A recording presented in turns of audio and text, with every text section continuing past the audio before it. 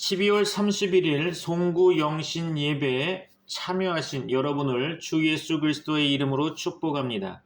오늘 본문의 말씀은 빌립보서 1장 1절로 2절 말씀입니다. 은혜와 평강이 너에게 있을지어다 라는 제목으로 말씀을 증거하기 전에 빌립보서 1장 1절로 2절 말씀 제가 받도록 봉독하겠습니다. 빌립보서 1장 1절로 2절입니다.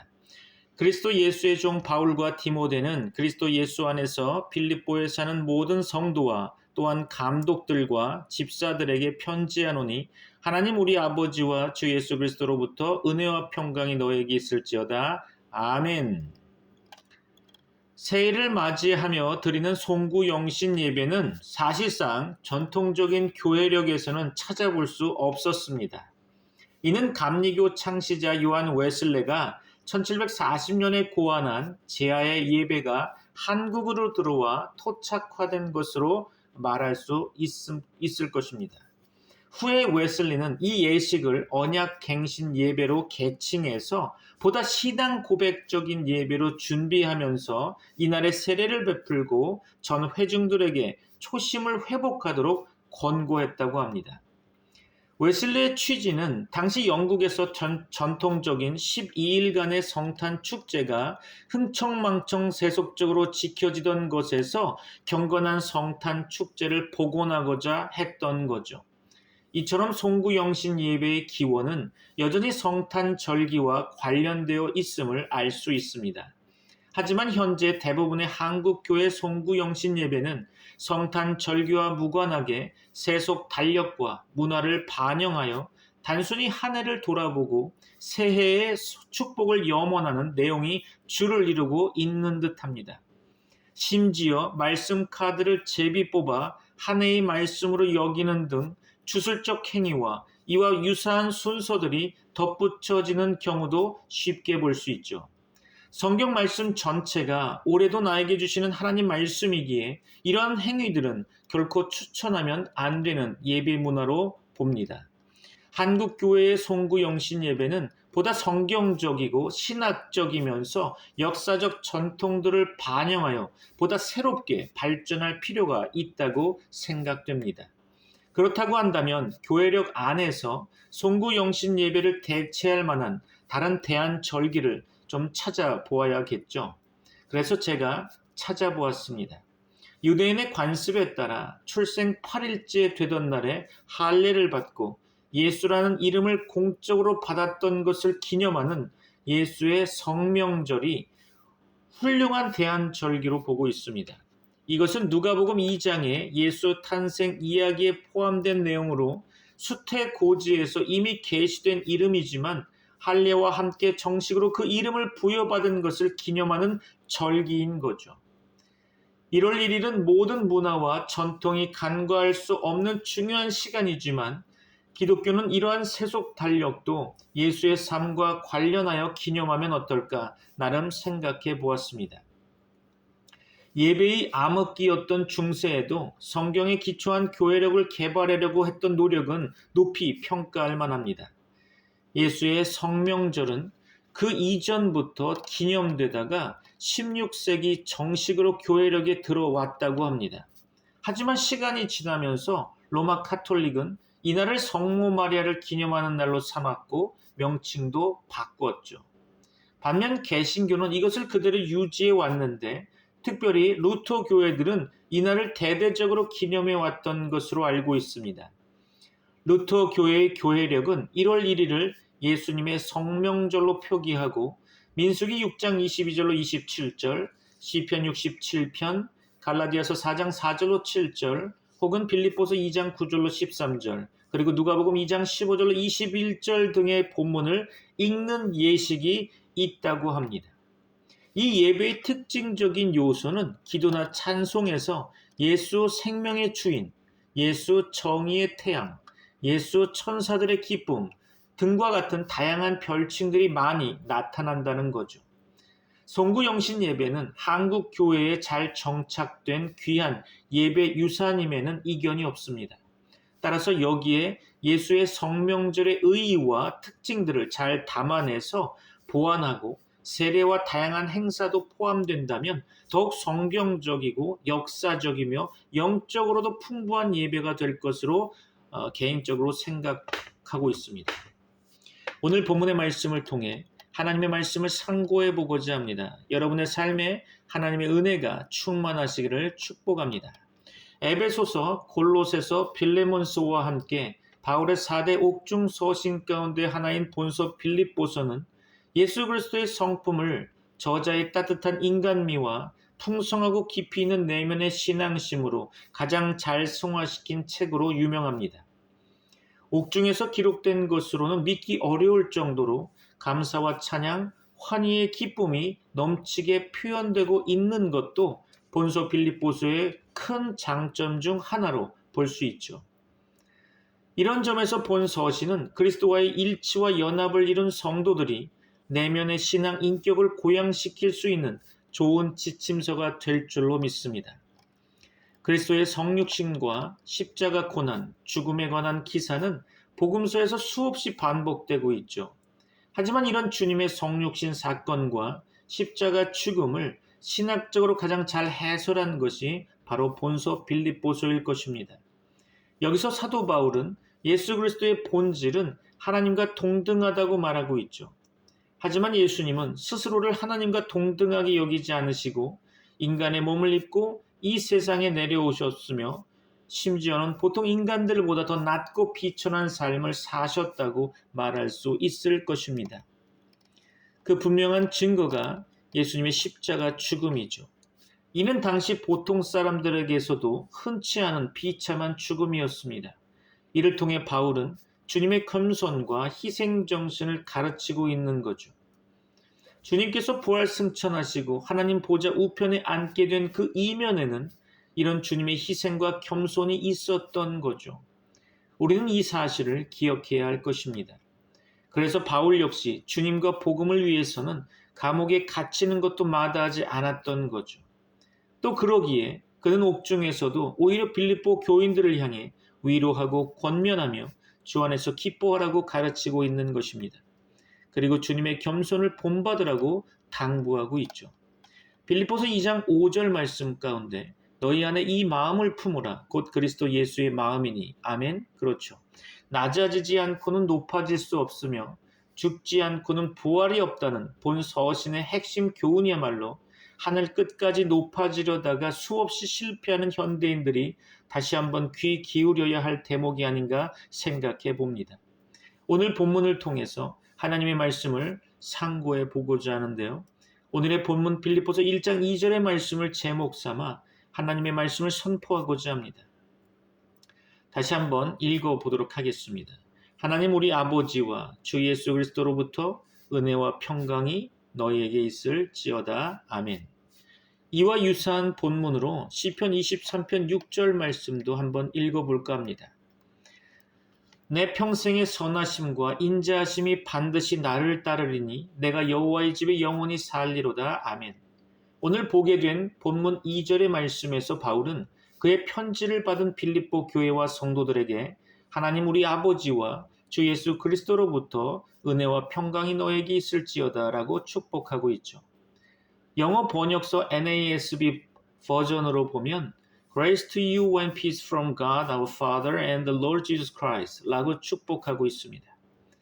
바울은 빌립보서뿐 아니라 총 13권에 달하는 그의 모든 서신에서 그의 편지를 받은 교회와 성도들을 향하여 은혜와 평강을 선포하고 있죠. 바울 서신은 당시 통용되던 헬라 서신의 기본 형식을 따르고 있는데요. 바울 당시 헬라 서신의 통상적인 인사말은 카이레인, 영어로 greetings 였습니다. 우리나라 말로 안녕 이런 거죠. 그러나 사도 바울은 카이레인 대신 그와 발음이 비슷한 카리스, 은혜라는 뜻인데요. 카리스를 사용하고 있으며 히브리식 인사인 샬롬에 해당하는 에이렌의 평강을 덧붙이고 있는 거죠. 어렵죠? 그냥 그렇군 하고 고개를 끄덕이시면 여러분의 수준이 향상됩니다. 말씀을 끝까지 들으시면 하나님의 은혜가 임할 줄 믿습니다. 여러분의 삶에 도전이 있으시기를 축원합니다. 여하간 바울은 유대인과 이방인들을 모두 품고자 했습니다. 바울이 그의 편지에서 예외 없이 은혜와 평강을 선포하고 있다고 해서 이 구절을 단순히 의례적인 인사말로 생각하시면 안 되겠죠. 사도 바울은 어떤 환경에서도 넘치는 은혜와 평강을 몸소 체험하고 있었습니다. 그리고 그의 편지를 받은 모든 교회와 성도들이 진실로 은혜와 평강을 충만히 누리기를 소원하고 또 소원했던 것입니다. 그러므로 바울은 담대히 선포하고 있죠. 빌립보서 1장 2절입니다. 하나님 우리 아버지와 주 예수 그리스도로부터 은혜와 평강이 너희에게 있을지어다. 아멘. 오늘 우리가 읽은 빌립보서는 옥중서신입니다. 알고 계시죠? 다시 말해서 감옥에서 집필했다는 것입니다. 생명을 다해 예수 십자가 복음을 전하던 바울은 지금 감옥에 갇혀 있죠. 일평생 복음을 위해 헌신한 사도에게 돌아온 것은 편안한 노후의 안식이 아니라 뼛속 깊숙이 냉기가 스며드는 차디찬 감옥이었던 거죠. 그러나 놀랍게도 도저히 기뻐할 수 없는 그 암울한 감옥 속에서 사도 바울은 은혜와 평강을 선포하고 있는 것입니다. 바울 자신이 은혜와 평강을 누리고 있을 뿐만 아니라 모든 성도들이 자신과 동일하게 은혜와 평강을 누리기를 원해서 기도하며 축복하고 있는 거죠. 바울의 이 편지를 받고 있는 수신자는 빌립보 교회인데요. 그 성도들은 어떤 형편에 있었는지 생각해 보셨습니까? 다시 질문을 드린다면 바울의 이 편지를 받을 수신자 빌립보 교회는 어떠한 형편에 있었을까요? 그들 또한 극심한 핍박과 가난에 시달리고 있었을 것입니다. 고린도 후서에서 바울은 빌립보 교회의 사정을 이렇게 기록하고 있죠. 고린도 후서 8장 1절로 2절입니다. 형제들아 하나님께서 마게도냐 교회들에게 주신 은혜를 우리가 너희에게 알리노니 환난의 많은 시련 가운데서 그들의 넘치는 기쁨과 극심한 가난이 그들의 풍성한 연보를 넘치도록 하게 하였느니라. 그렇죠. 여기서 환난의 많은 시련, 극심한 가난, 그러나 그토록 혹독한 궁핍과 핍박에도 불구하고 넘치는 기쁨을 누리고 있었던 사람들이 바로 빌립보 성도들이었던 거죠. 그들은 진실로 은혜와 평강을 경험하며 증거하고 있었습니다. 어떻게 이런 일이 가능할까요? 바울과 빌립보 성도들, 그들은 세상 사람들이 말하는 것처럼 비정상인이었을까요? 그들은 그렇게 극한 고난 속에서도 담대하게 은혜와 평강을 고백하며 어떻게 서로가 서로를 축복할 수 있었을까요? 그 해답으로 여러분에게 말씀드릴 수 있는 것은 그들의 삶이 하나님의 섭리 아래에 있다는 것을 확신했기 때문이 아닐까요? 다윗의 고백과 같이 여호와 하나님의 선하심과 인자하심이 정녕 그들의 삶을 따르고 있다고 확신했기 때문이 아닐까요? 다윗은 그의 유명한 시편 23편에서 이렇게 하나님을 찬양합니다. 시편 23편 6절이죠. 내 평생의 선하심과 인자하심이 반드시 나를 따르리니 내가 여호와의 집에 영원히 살리로다. 아멘. 시편 23편에서 고백된 다윗의 삶은 결코 순탄하지 않은 인생 여정이었죠. 그렇죠? 다윗의 고백을 한번 볼까요? 시편 23편 3절입니다. 내 영혼을 소생시키시고 자기 이름을 위하여 의의 길로 인도하시는도다. 아멘. 이 말은 그의 영혼이 한때 거꾸러진 적이 있었다는 의미를 보여주고 있는 거죠.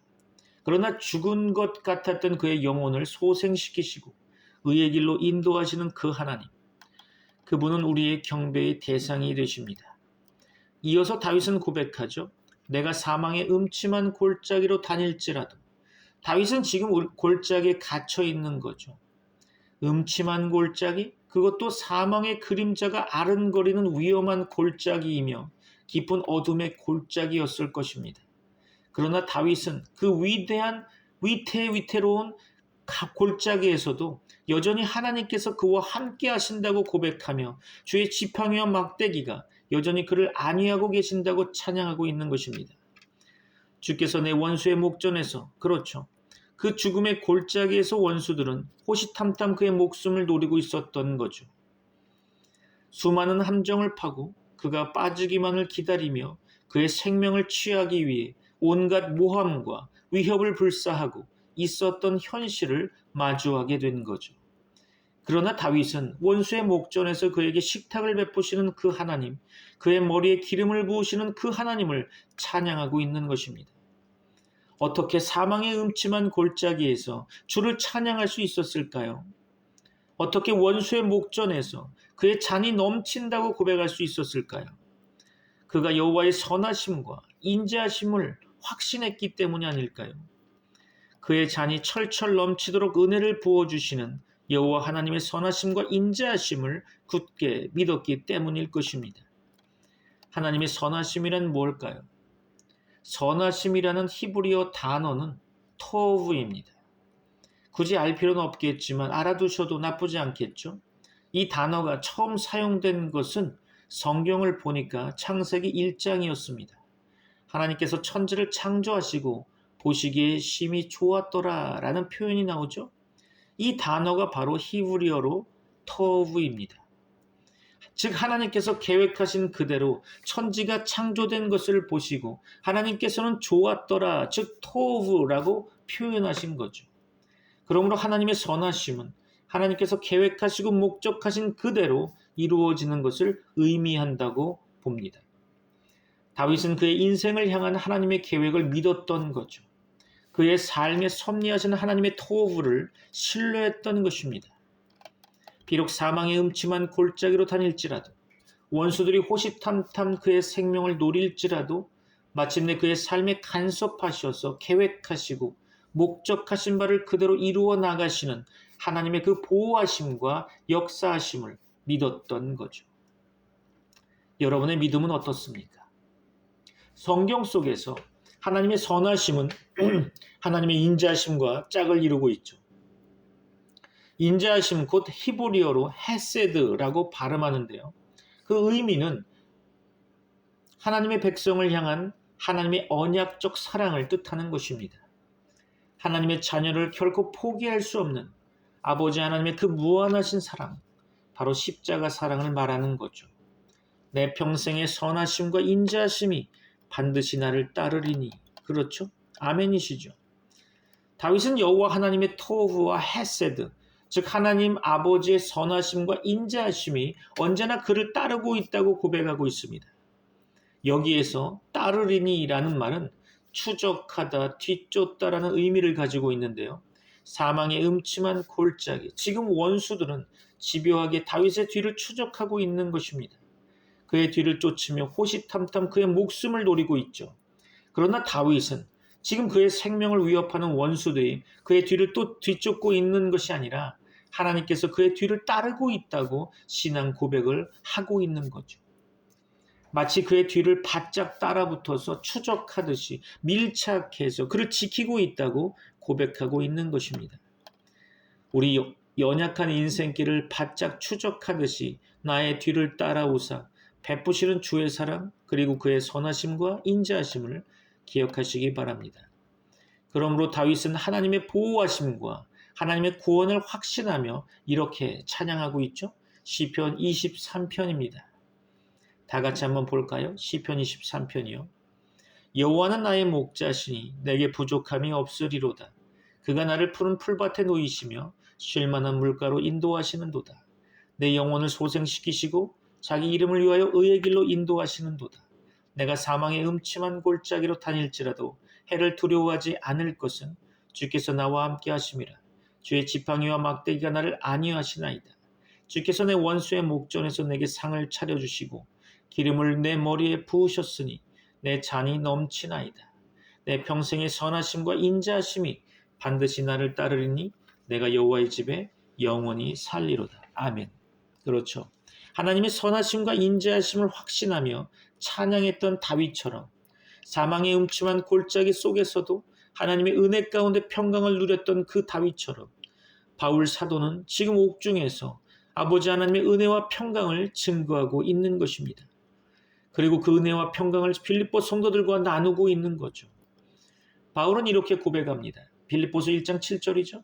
내가 너희 무리를 위하여 이와 같이 생각하는 것이 마땅하니 이는 너희가 내 마음에 있음이며 나의 매임과 복음을 변명함과 확정함에 너희가 다 나와 함께 은혜에 참여한 자가 됨이라. 그렇죠.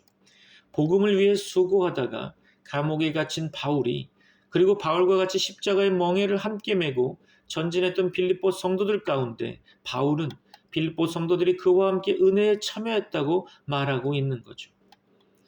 복음을 위한 고난을 오히려 은혜로 여겼던 바울과 빌립보 성도들은 십자가의 고난을 오히려 특권으로 여겼던 수많은 믿음의 선배들과 함께 그들은 이 땅의 번영을 추구하지 않았습니다. 이 땅에 썩어질 것들의 마음을 빼앗기지 않았던 거죠. 그들은 오직 예수 그리스도로 덧입고 그리스도 안에서 십자가 복음을 위해 그들의 삶을 드렸던 것입니다. 복음을 위한 고난을 오히려 은혜로 여기며 기꺼이 그 고난에 동참하고 그 고난 속에서 평강을 누렸던 거죠. 그들의 고난을 통해 하나님의 선하심, 곧 하나님께서 만세전부터 계획하고 목적하신 주 예수 그리스도의 구원과 주 십자가의 복음이 온 땅에 편만하게 전파될 것을 확신했을 것입니다. 그들의 인생길을 바짝 뒤쫓으시며 우리의 뒤를 따라오사 우리를 지키셔서 마침내 우리를 영원히 여호와의 집에 거하게 하시는 하나님의 터후, 하나님의 헤세드를, 다시 말해 하나님의 선하심과 인자하심을 확신했다는 거죠. 고난을 은혜로 여기며 고난 속에서 오히려 평강을 누리는 이 믿음의 역설을 보십시오. 바울은 이 믿음의 역설이 복음 전파의 진전을 가져왔다고 찬양하고 있는 것입니다. 빌립보서 1장 12절이죠. 형제들아 내가 당한 일이 도리어 복음 전파의 진전이 된 줄을 너희가 알기를 원하노라. 아멘. 그렇죠. 진전이라는 단어는 당시 로마의 군사용어로 쓰였습니다. 군대가 진격하기 전에 공병대가 미리 도로를 닦아 진군의 행로를 예비한다는 뜻이겠죠. 빌립보서 1장 13절입니다. 이러므로 나의 매임이 그리스도 안에서 모든 시위대 안과 그 밖의 모든 사람에게 나타났으니. 그렇죠. 바울의 고난 그리고 그 고난에 함께 동참했던 빌립보 성도들의 수고로 말미암아 복음은 이미 로마의 시위대뿐 아니라 심지어 황제의 권속 가이사의 집에까지 전파되고 있었던 것입니다. 빌립보서 4장 22절 볼까요? 모든 성도들이 너희에게 문안하되 특히 가이사의 집 사람들 중 몇이니라. 그렇죠. 주 예수 그리스도 십자가 복음의 비밀이 시위대 안과 밖의 모든 사람에게 나타나는 것이 하나님의 계획이었다면 성도 여러분, 오늘 우리는 어떻게 살아가야 할까요? 여전히 이 세상만 바라보며 이 땅의 번영만 추구해야 될까요? 아니면 바울처럼 또한 빌립보 성도들처럼 복음을 위해 우리의 삶을 드려야 할까요? 사랑하는 성도 여러분, 고난을 은혜로 여겼던 바울과 그리고 그 고난 속에서 오히려 평강을 누렸던 빌립보 성도들의 귀한 헌신이 바로 오늘 우리의 믿음과 헌신이 되기를 소원합니다. 사망의 음침한 골짜기로 다닐지라도 여전히 주의 지팡이와 막대기가 나를 안위하신다고 찬양하는 다윗의 믿음이 바로 오늘 우리의 신앙 고백이 되기를 소망합니다. 내 평생의 선하심과 인자하심이 반드시 나를 따르리니 아멘. 고단한 우리 인생길을 바짝 뒤쫓으시며 나의 뒤를 따라오사 지키시고 인도하시는 그 하나님, 우리의 작은 헌신을 통해 당신의 토후, 즉 하나님의 선하심을 이루어내시는 주님을 찬양하고 경배합니다. 우리 주의 은혜와 평강이 영원토록 함께 하시기를 나사렛 예수 그리스도 이름으로 축원합니다. 이제 2024년을 보내고 2025년을 맞이하게 됩니다. 하나님의 놀라운 계획 속에 누려질 2025년은 많은 기적과 이적의 역사들이 일어날 줄로 믿습니다. 여러분을 축복합니다. 다 같이 기도하겠습니다. 이제는 우리 주 예수 그리스도의 은혜와 하나님의 사랑과 성령님의 교통하심이 트리니티 미라클 교회 모든 권속들과 세계 교회 위에 이제부터 영원까지 함께 있을지어다. 아멘. 여호와는 나의 목자 푸른 초장술 많은 물가로 인도하시네 내 영혼 소생시키고 의의 길로 인도해 주의 이름 위하여 날 이끄시네 여호와는 나의 목자 내 평생의 선하심 날 따르리 여호와는 나의 목자 내 평생의 선하심 날 따르리 어두운 골짜기 지나도 두려움 없네 주의 지팡이와 막대기 날 안위하시네. 주께서 내 원수 앞에 상을 베푸시고 기름으로 내 머리에 부으시네. 여호와는 나의 목자, 내 평생의 선하심 날 따르리. 여호와는 나의 목자, 내 평생의 선하심 날 따르리. 주의 집에 영원토록 거하리라. 주의 집에 영원토록 거하리라. 여호와는 나의 목자, 내 평생의 선하심 날 따르리. 여호와는 나의 목자, 내 평생의 선하심 날 따르리.